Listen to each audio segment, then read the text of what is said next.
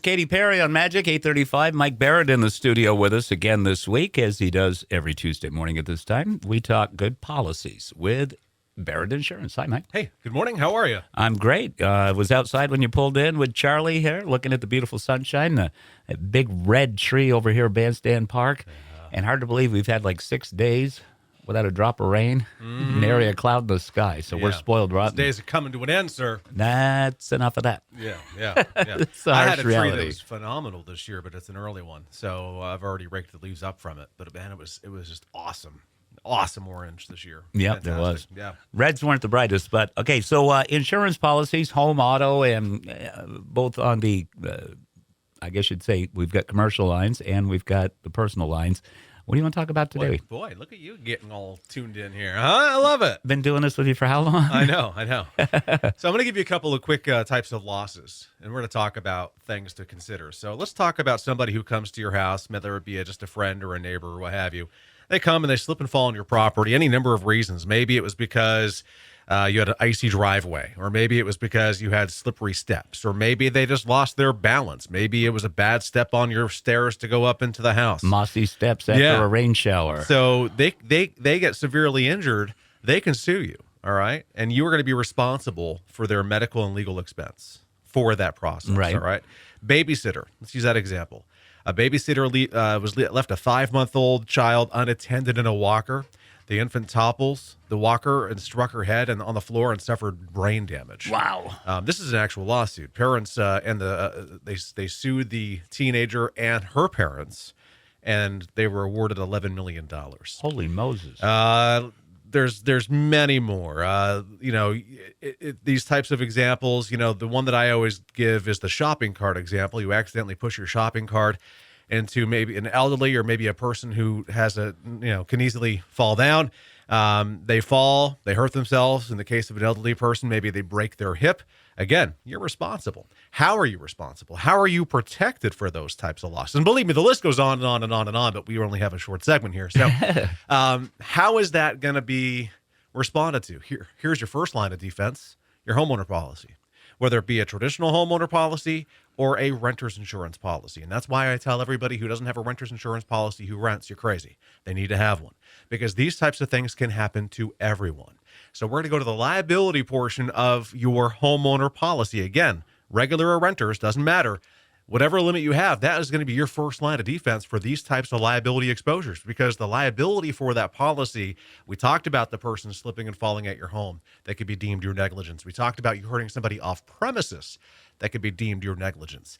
It's worldwide liability. That's on those policies. So are you saying then that if somebody has a good homeowner policy or a good renter policy, and I'm asking this as you could have a renter, bad one. I don't care. Just okay, have one. If for example, I'm over at White's and one time ever I decide to grab the shopping cart and I bump into somebody and they get hurt, my renter's insurance will cover that? If they're going to sue you, really, for the medical injury, the lost wages, the pain and suffering, name it, they can go after you for it. And if it's proven that it was due to your negligence that caused that bodily injury, yes, that's going to trigger the liability portion of your homeowner policy. Now, most people, if they look at their homeowner policy, first off, when I say look at your homeowner policy, most people don't know where it is. But if you do, and you look at it, what's the limit that you have on there? Do you have a liability limit of $100,000? Do you have $300,000? Do you have $500,000? Do you have $1 million? Do you have $2 million? Those are the pretty common limits. Not every company goes beyond $500,000, but some do. That's going to be the most protection you'll get from your policy, which is nice. But we just talked about an $11 million settlement. Right, I was just going to mention that. All right, so let's say you have a $500,000 liability policy, and then you're sued for $11 million. That's $10,500,000 that you are personally on the hook for. What are you going to do? So that's when it's time to think. And we're talking, have a regular homeowner policy, no matter what the circumstance, situation, what have you, have it. And we're not even talking about loss to your house or loss to your personal property. We're talking about protection of your assets, which is what the liability component of these policies are for. It leads me to an umbrella policy. Commonly, there are 3 types of umbrella policies: commercial umbrella policies for business, farm umbrella policies for farm exposures. That's, of course, of all the livestock and all that. The one we're hitting this morning, personal umbrella policy. A personal umbrella policy goes above and beyond your home, your auto. Let's say you have a motorcycle. It's going to go above your motorcycle. Let's say you have a boat. It's going to go above your boat. Let's say you have a snowmobile. It's going to go above your snowmobile. So that's going to be additional limit of coverage if you're choosing. That's only a liability limit to protect you if underlying policies, like I just mentioned, home, auto, motorcycle, snowmobile, ATV, what have you, become exhausted. So let's say you do have that situation where you're sued for $11 million and your $500,000 liability pays max limits on your homeowner policy. If you have an umbrella, there's easily another million or 2 million or 3 million, 4 or 5. All right. So there's ways to protect yourself. And it's really about protecting, a lot of people will say, well, it's a way to protect your assets. Well, yeah, you want to protect your liquid assets if you're fortunate enough to have a lot of them. But even if you're not, you don't want to be put in a situation where you have a lien on you or a judgment on you where that prevents you from getting loans. It prevents you from doing things and living your life in the way that you have become accustomed to.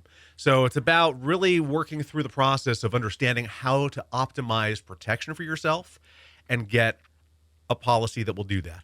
So appropriate limits on an auto policy for sure, homeowner policy for sure, as I just mentioned with those examples, but get an umbrella policy too. It's a really good, safe way. I call it a catastrophic loss policy. Well, I think it's good to hear for our listeners out there because we've mentioned this in the past that a renter's insurance policy, there are more renters that are listening probably than homeowners. So, but to find out that kind of coverage is available through that's a big eye opener. Right? It presents a lot more questions. And like you say, we don't have a lot of time for that. But right. But we can go over questions and answers all day at my office. I'm happy to talk about it, email you about it.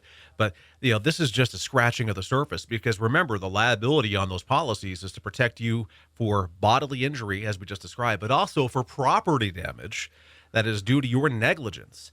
Subject to conditions. Well, what the heck does subject to conditions mean? I got one. Go ahead. I got one. No snow tires in a snowstorm. No. Subject to conditions on a homeowner liability of any kind, meaning, hey, look, if it's an auto policy, you better have auto insurance because we're not covering vehicles that are subject to registration. So that's not going to be covered by your homeowner liability. So you can't stack those limits. You can't work a home. If you're in a car accident, max limits pay out in your auto. They're not going after your homeowner because it has subject to conditions on the contract. So something to think about there. All right. Their questions are going to be coming in. Give them the numbers and contact. Fast okay. And furious. Yep. 748-5224 is how you can get us on the phone. You can also physically stop by and see us, 309 Portland Street in St. Johnsbury. Same building as Beacon Realty, tucked in between Beacon Realty and Union Bank's Portland Street branch. I like that location. Nice little pocket that we're in. You can also find us online, thebarrettagency.com, Google, Facebook, and YouTube, all Barrett Insurance Agency. In here Tuesday mornings at 8:35. Absolutely. All right, enjoy the sunshine. You too. My head hurts. I just learned a lot. My head hurts. I just expelled a lot. All right, good policies with Magic in the Morning. Armin Van Buren.